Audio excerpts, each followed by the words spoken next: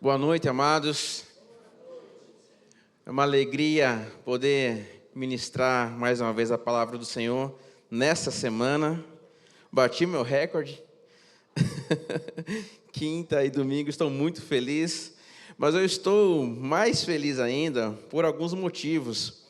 Um deles é que no domingo passado eu fui presenteado com a presença de alguns gaúchos na celebração, e eles estão aqui novamente, lá de Carazinho, pertinho de Panambi. Como foi bom conhecê-los. Fiquei muito feliz em poder me ouvir, né? O sotaque foi tão bom, e também porque eu tenho hoje, visitando aqui, um casal de amigos e irmãos. Ele é baterista, toca comigo já há algum tempo, já há mais de uma década. A gente divide o palco junto, está lá no fundo, dá um tchauzinho aí. O Wilson e sua esposa, meu amigão do coração. Já trilhamos bons caminhos, servindo ao Senhor juntos, tocando. Eu fico muito alegre pela presença. A gente não pode deixar de registrar aqui também, amados, que ontem o nosso campeão, Thiago Rios, estava lá em Maceió, participando. Thiago, nós estávamos orando por você e torcendo por você. E lá em casa a gente chorou por você, cara. De verdade, porque o teu esporte tem ganhado os nossos corações lá em casa, a gente acompanha. E eu fico muito feliz, Thiago, pela pessoa, pelo homem que você está se tornando e por aquilo que você está movendo em nosso meio. Lá em Panambi, o esporte tem sido um braço forte na igreja. Lá em Panambi tem time de futsal, feminino e masculino, tem time de vôlei também, e tem movimentado a igreja. E eu vejo que o Thiago, no esporte que ele está, tem movimentado aqui todos nós em oração. Não estávamos em Maceió, mas estávamos orando por ele aqui. E glória a Deus pela tua vida, Thiago. Deus abençoe você, a sua família. Ontem, quando o narrador falava, toda vez que ele falava de Thiago, era Thiago e sua família e seus amigos em Feira de Santana. Então você já está causando um impacto. Você já está causando um impacto.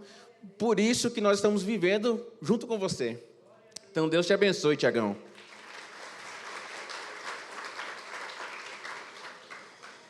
E eu quero convidar você a abrir sua Bíblia no Evangelho de Mateus, capítulo 16, versículo 24 e 26. Eu passei errado para os amados, viu? Me perdoem a mídia aí. É 24 e 26. 24 e 26, texto bastante conhecido. Eu vou ler na versão da NAA, já está na tela aí, você pode acompanhar comigo. Então disse Jesus aos seus discípulos: se alguém quer vir após mim, negue-se a si mesmo, tome a sua cruz e siga-me. Pois quem quiser salvar a sua vida, a perderá. E quem perder a vida por minha causa, esse a achará. De que adiantará uma pessoa ganhar o mundo inteiro e perder a sua alma? Ou o que dará uma pessoa em troca da sua alma? Então o título dessa mensagem é: quem perde, ganha.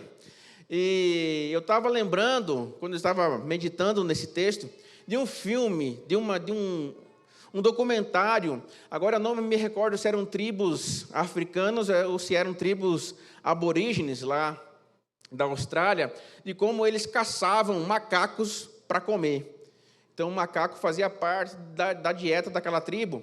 E como é que eles faziam? Eles faziam um buraco num terreno duro, assim, uma terra dura, fazia um buraco onde só passava a mãozinha do macaco. E nesse buraco eles colocavam uma fruta. Alguma fruta eles colocavam lá. E aí o que acontecia? O macaquinho chegava lá, ele via a fruta lá dentro, ele botava a mãozinha para pegar a fruta. Só que na hora que ele queria tirar a mão não saía. E era nessa hora que os caçadores chegavam e pô, na cabeça do macaco. O macaquinho morria. Mas era simples. Assim como ele colocou a mãozinha, era só ele soltar a fruta e sair a mãozinha, ele podia ir embora. Mas ele não tinha essa sabedoria. Então ele agarrou aquela frutinha e ele correndo risco de vida, ele não consegue pensar na própria vida, ele pensa na fruta que ele vai perder. Ele agarra aquela fruta com toda a força e a mãozinha então não passa pelo buraco de volta e ele acaba perdendo a vida. E aí então, eu estava meditando e lembrando desse videozinho que muitas pessoas vivem exatamente dessa maneira. As pessoas, elas perdem algo muito mais valioso em prol de algo de muito menos valor. E o texto que nós lemos aqui tem a ver com isso. O primeiro versículo que lemos, o versículo 24, negue-se a si mesmo, tome a sua cruz. Eu não vou me deter nesse versículo, porque você já sabe que esse pegar a sua cruz não é a sua sogra, não é o seu marido, não é a sua esposa, não são seus filhos. A cruz significa a vontade de Deus. Então, negue-se a si mesmo, tome a sua cruz, tome a vontade de Deus para você e siga. Mas eu quero focar no versículo 25, no versículo 26. E para que a gente consiga entender essa passagem, porque é uma proposta, é um paradoxo, meio paradoxal o que Jesus está dizendo aqui. Quem quiser salvar, vai perder. Mas quem perder por causa dele, vai ganhar. Parece um negócio meio contraditório, porque quem quer perder? Quem gosta de perder? Muitos de nós só aceitamos perder algo se sabemos que vamos ganhar algo melhor em troca. Eu acho muito engraçado isso com crianças, né? Aí a criança, ela olha na loja um brinquedo tal, e aí ela se apega àquele brinquedo e o pai fala, não, mas eu quero comprar um negócio melhor para você. Não, mas eu quero isso aqui, aí tem aquela guerrinha. E aí então, ó filho, não, ó, esse carrinho aqui, ou essa boneca, tem outras funções, tem outras, olha só, tem outras, ele é articulado e tal, e você negocia, e a criança, tá bom, então eu troco. E o que Jesus oferece, assim, é algo meio esquisito, mas a gente consegue entender essa fala de Jesus quando a gente entende o contexto, quando a gente entende o momento em que ele fala uma frase como essa. E eu quero, então, trazer para você rapidamente o contexto, para você entender como foi e quando foi que Jesus falou. Quando nós chegamos no capítulo de número 16, já logo no início do capítulo, vem os fariseus e eles fazem um pedido a Jesus, eles pedem um sinal a Jesus. E também você vai encontrar esse mesmo relato no Evangelho de Marcos, capítulo 8, do versículo 11, você vai encontrar também. E aí eles pedem um sinal e Jesus não dá o que eles pedem. Jesus não atende o pedido deles. Porque Jesus ali até discute sobre a questão de clima. Se vocês falam que amanhã vai ter sol, amanhã vai ter chuva, você consegue prever o tempo. Mas a vocês não vai ser dado um sinal apenas, senão o sinal de Jonas. E aí então ele sai dali do meio dos fariseus e ele atravessa o lago, no sentido de Betsaida, Júlias, em direção à região da Cesareia. Então ele atravessa e eles estão agora já no verso 13 desse capítulo, eles estão seguindo viagem, e nesse percurso, então acontece aquele famoso diálogo que Jesus pergunta para os discípulos: ei, o que as pessoas estão dizendo aí fora que eu sou? Quem as pessoas pensam que eu sou? E aí, não, olha, uns falam que é Elias, uns falam que é um grande profeta, ou algo do tipo. E aí, então, vem a fala de Pedro, não, tu és o Cristo, filho do Deus vivo. Acontece nesse capítulo de número 16. E aí, então, Jesus, ele começa a falar, anunciar a sua morte. A partir do verso 21, ele começa a anunciar que ele há de morrer. E aí você vai encontrar quem? Pedro. Pedro vai e repreende Jesus. Não, isso jamais vai te acontecer. Isso nunca vai te acontecer. E Jesus fala assim, ó, sai daqui, Satanás, porque você, para mim, é uma pedra de tropeço. E aí, então, ou seja, é nesse contexto de morte, nesse contexto de anúncio de Jesus, que ele vai perder a vida, é que ele faz esse convite maravilhoso aos discípulos. Quem quiser ganhar a própria vida, vai perder, mas quem perder por minha causa, há de ganhar. E aí, então, já entrando na própria administração, deixando a introdução para trás, eu penso que perder a própria vida é aceito quando a proposta é maior que a vida. Então, perder a vida, entregar a vida, ela só é aceita, essa proposta só é aceita quando algo de maior valor está em jogo. E aí, a gente pode citar aqui o exemplo dos homens bomba, que eles se propõem a esse propósito, Eles, desde pequenos, eles são ensinados a esse propósito, porque lhes é apresentado um propósito maior. Não, eu vou morrer ali, eu vou fazer um sacrifício, porque lá na eternidade eu terei uma recompensa muito maior do que essa que eu tenho em vida. Então, para ele não tem problema nenhum cumprir esse plano, porque ele sabe que a recompensa será maior. E os primeiros cristãos, quando eles encontraram o Evangelho, e eles foram perseguidos, eles foram mortos, foi exatamente isso que eles encontraram. Eles encontraram Jesus. Então, quando eles tiveram uma experiência real e verdadeira e transformadora com Jesus, tão intensa, tão transformadora, tão real, tão vida na vida, que mesmo lá, dentro dos coliseus, mesmo sendo torturados, mesmo sendo rasgados e comidos por leões, eles não temiam a morte, porque sabiam que aquilo ali era só uma questão de passagem, de algo bom para algo excelente. Algo bom para algo excelente. E aí eu lembro de duas historinhas, dois testemunhos, na verdade, dois testemunhos reais, de pessoas reais do nosso século.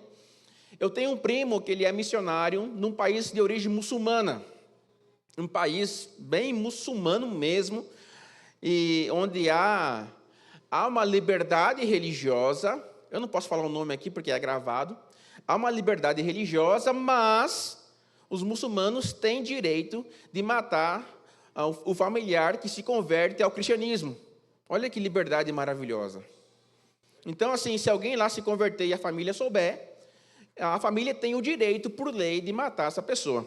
E meu primo, então, ele foi para esse país, já tem alguns anos, eu não me recordo de que ano foi, mas eu encontrei ele de volta no Brasil em 2019, nós estávamos conversando, ele me contou esses dois testemunhos. O primeiro foi de um rapaz, um motorista lá da missão que ele está servindo. Ele serve lá numa espécie de campo de refugiados que recebem as pessoas que são amputadas, pessoas que vêm vítimas de guerra do Iêmen, daquela região ali. E aí, então, meu primo foi recebido por esse motorista. E aí, no caminho até o campo de refugiados, o rapaz começou a contar a história dele. E aí ele contou que ele era um muçulmano, casado com uma muçulmana, a família toda muçulmana. E um dia ele estava assistindo televisão e mudando os canais. E nessa mudança de canais, ele encontra um canal cristão, um canal evangélico, ele para assistir. E ao parar para assistir, ele fala assim, eu quero conhecer esse Jesus da televisão. Então, ele pega o telefone, ele liga para o número que estava na tela, e liga para lá, e fala, olha, eu estou assistindo a mensagem, e eu quero entregar minha vida a Jesus. E aí, então, oram por ele, por telefone, ele se converte assistindo aquele programa, e olha só o que acontece. A família, então, ele, por feliz que ele ficou, porque Jesus, de fato, entrou no coração dele de uma forma milagrosa, mesmo sendo uma igreja presente, uma igreja real ali, mas pela televisão, ele foi alcançado pelo amor de Jesus, então ele vai e conta à esposa. Olha, eu conheci Jesus e entreguei minha vida a ele. A esposa foi e contou para o pai. Então, o sogro e os cunhados pegaram ele, e tinham essa liberdade, pegaram ele e levaram para um porão para torturá-lo e matá-lo.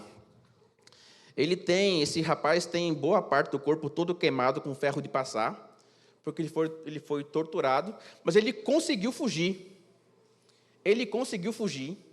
E aí foi para esse campo de refugiado no qual ele estava servindo até então. E aí meu primo perguntou assim, mas rapaz, como é que você abriu mão de tudo isso aí, abriu mão da sua família, dos seus filhos? E aí o rapaz vira para ele e fala assim, o que eu encontrei em Jesus, a minha família não pode me dar. Entende o que eu estou falando? Por isso que para ele, abrir mão de tudo, perder a família, o convívio assim, familiar, não significava nada diante daquilo que ele encontrou em Jesus. No mesmo campo de refugiados, meu primo contando a história de uma menina que estava lá servindo. Quando ele chegou lá, ela já estava servindo nesse campo. Uma menina muito nova, muito jovem, servindo lá. E ele perguntou para ela assim, e você? Porque ele sabia que ela era lá daquele país, já sabia que era uma nativa. E você, como é que você serve aqui? Por que você serve aqui? Ela falou assim, olha, é que eu vi os cristãos vindo para cá vindo para cá para cuidar desses doentes, desses moribundos. Eu não entendia por que razão que pessoas atravessavam o oceano para virem para cá. Eu não entendia isso. E eu quis saber por que tanto americano, tanto brasileiro vem para cá para servir aqui, e eu queria saber a razão disso. E eu descobri qual é a razão. É Jesus. E aí, então, ela entregou a vida a Jesus. E por ela ter entregado a vida a Jesus, ela não poderia mais voltar para casa. Então, ela estava morando em integral naquele campo de refugiado. E aí, meu primo perguntou, mas por que você fez isso? Porque o que Jesus me deu, o que eu encontrei em Jesus, a minha família não pode me dar. Aí a gente, então, consegue compreender o que esse texto está dizendo. Perder para ganhar.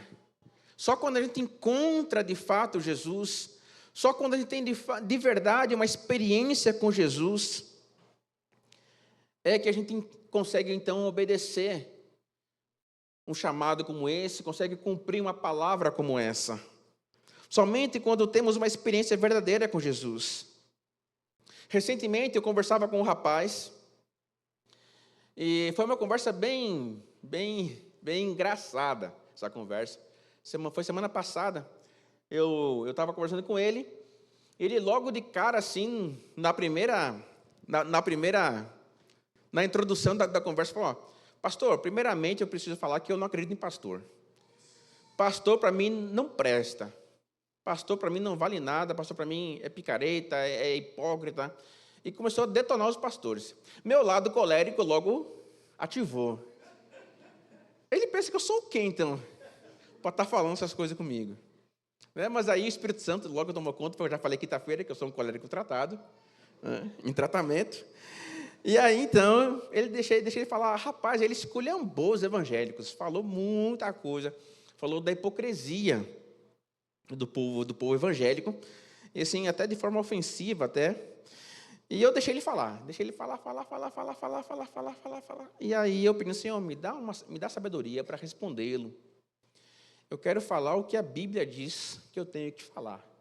Eu não quero falar baseado no que eu estou sentindo, porque a minha vontade aqui é levantar e ir embora. Mas eu não vou fazer isso porque ele precisa ouvir da tua palavra. Eu lembrei da reunião de segunda-feira. Estar preparado, ter palavra para dar. E eu falei assim, aí quando ele terminou de falar, eu falei, rapaz, infelizmente eu tenho que concordar com você, cara. Eu tenho que concordar contigo porque, de fato, há muita hipocrisia. Há muita hipocrisia no meio evangélico, infelizmente. Isso aí não tem como negar. Mas, sabe, também existem muitos doentes. Mas sabe de uma coisa? São essas pessoas que você chama de hipócrita, são essas pessoas doentes que são alvos do amor de Jesus. Aí ele parou assim, e eu falei assim, eu me enquadro nesse grupo de pessoas, eu me enquadro nesse público, porque lá em Lucas, capítulo 5, versículo 31, fala que Jesus, ele veio para os doentes. Ele não veio para os sãos. Os sãos não precisam de médico, e sim os doentes. Essas pessoas que você está criticando, de fato, são exatamente as pessoas que Jesus ama. São exatamente o alvo do amor de Jesus para que elas sejam transformadas, para que elas sejam mudadas. E aí ele ficou todo sem graça. Mas é uma verdade. Jesus, ele veio para os doentes. Ele veio para aqueles que se veem, que se reconhecem doentes, que se reconhecem necessitados e pecadores. E eu me enquadro nesse grupo. E aí eu continuei falando, falei, rapaz, infelizmente há muitas pessoas aqui fora que se acham sãs, que se acham boas, e aí então criticam quem está dentro. E é normal isso. Pessoas que se acham, que se inflam nas suas verdades, que se inflam na sua sabedoria, no seu entendimento, e se acham no direito de julgar e condenar quem está dentro, quem está procurando cura, quem está procurando se consertar, quem está procurando, de fato, restaurar o seu casamento, restaurar a sua vida. E aí, então, ele ficou um pouco sem graça, e eu continuei a minha fala em cima dessa palavra, para que ele entendesse que ele também é um doente e precisa de Jesus. Mas o orgulho enrijece. O orgulho enrijece, o orgulho impede, de fato, que a pessoa se veja como necessitada. Impede que a pessoa se veja como alguém que carece da graça e da misericórdia de Deus. Como se ela se converter fosse um privilégio para Deus. Não, Senhor, que bom que você me tem aqui. Ah, meu Deus, o que seria de ti sem mim? Começa a inverter o negócio, porque se acha muito bom. Se acha o bambambam. Bam, bam. Deixa eu falar um negócio para você, meu querido. Jesus, ele não está atrás de porretões e porretonas, não. Jesus não está atrás daqueles daqueles que batem no peito, eu sou o cara, eu faço acontecer. Não são esses que Jesus está procurando. Jesus está procurando os humildes de coração, os quebrantados de coração. Porque quando você olha os 12 homens que ele escolheu para serem os pais da igreja, os proclamadores do seu evangelho, foram homens comuns, homens iletrados, alguns até analfabetos. Ele não escolheu os mais capacitados da Judéia. Ele não escolheu aqueles que eram bilíngues, trilíngues. Não escolheu pessoas que tinham uma posição política de relevância para que ajudasse a proclamar o evangelho. Olha que negócio interessante. Às vezes a gente se perde como igreja tentando buscar pessoas que têm uma certa posição social para que não, a gente precisa converter aquele cara, porque se aquele cara se converteu, ele tem 1,5 milhão de seguidores, aí tu já pensou, cara, a igreja vai ser conhecida porque ele vai começar a seguir a videira, e aí todo mundo vai começar a seguir ele, aí vai conhecer a videira. Jesus não se importou com isso. Porque a mensagem de Jesus é mais poderosa do que qualquer status humano. Essa é a verdade. Essa é a verdade. O orgulho enrijece e nos trava no processo de conhecer o Senhor. Tem a ver um pouquinho com a mensagem de quinta-feira. Eu quero aqui dar um exemplo meu, prático.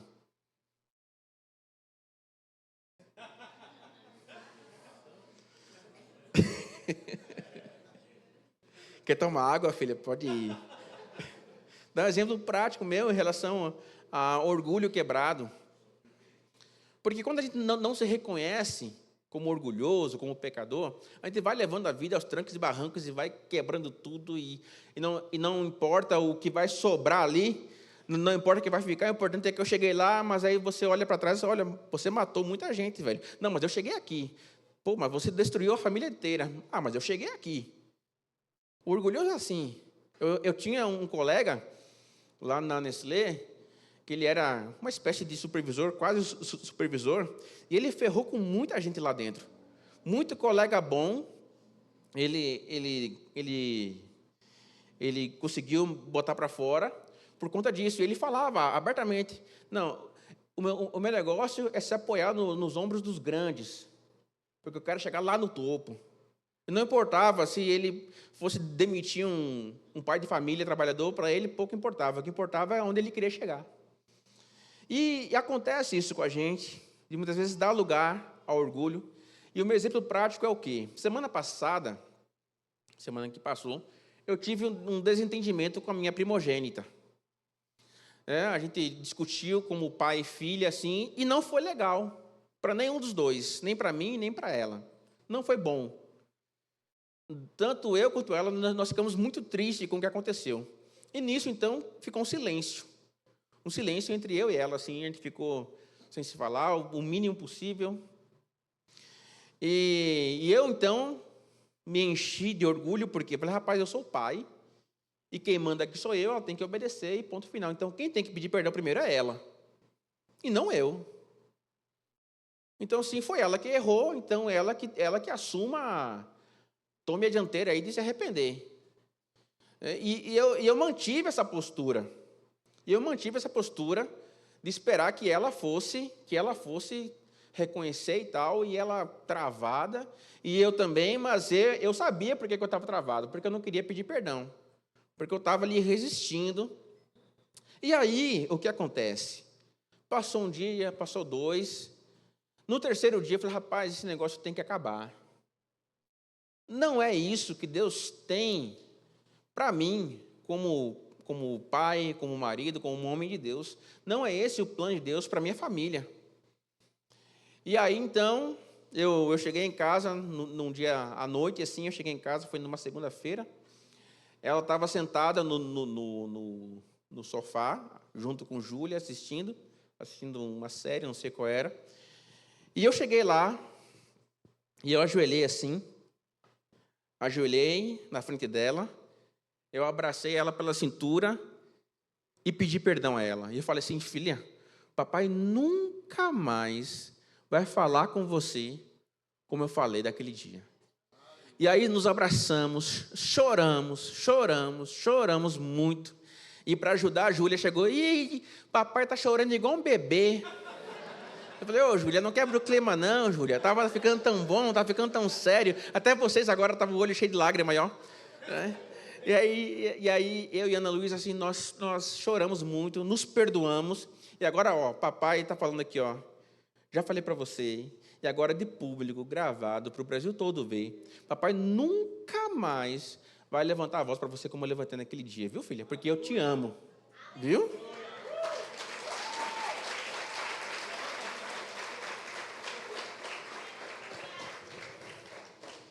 Amados, se eu der espaço por orgulho, a gente destrói.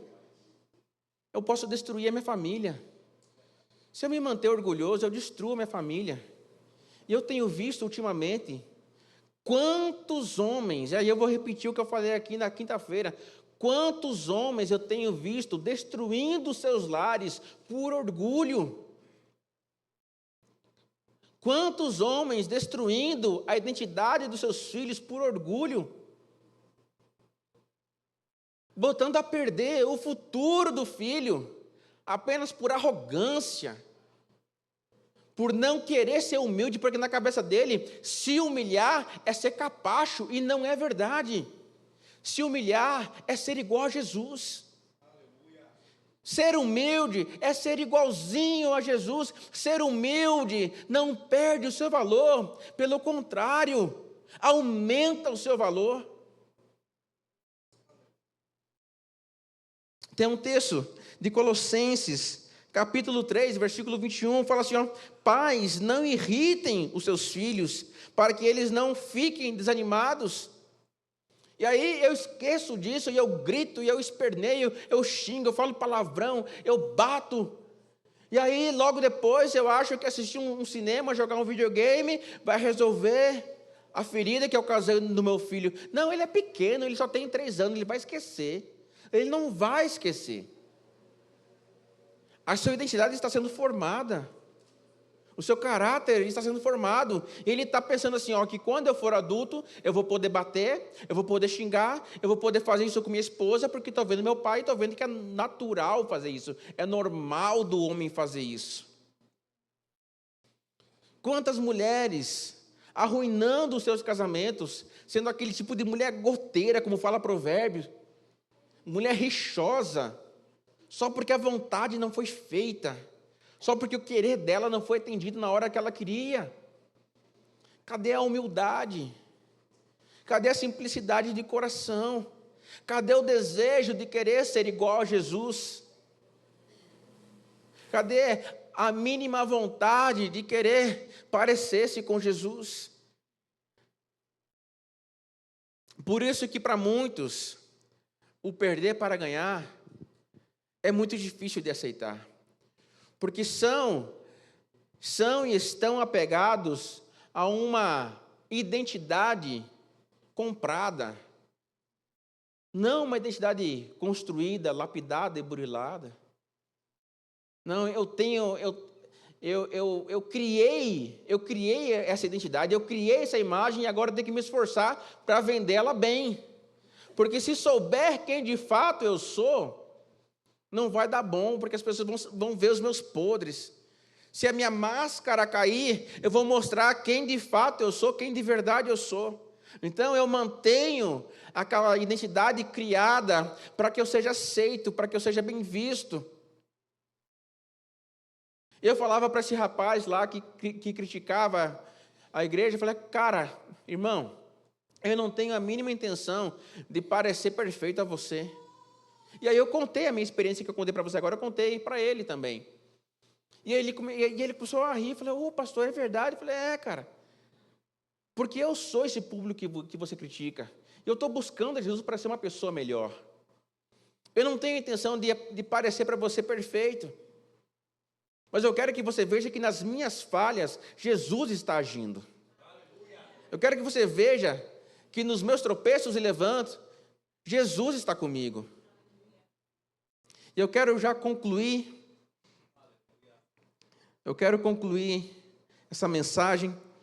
Eu quero ler o texto, apenas a referência de Jó, capítulo 42. Jó é um exemplo que a gente pode usar aqui, lá no finalzinho, no capítulo 42, no versículo 4, que ele fala assim, eu conhecia você de ouvir falar, mas agora os meus olhos te veem, e por isso eu me abomino e me arrependo no pó.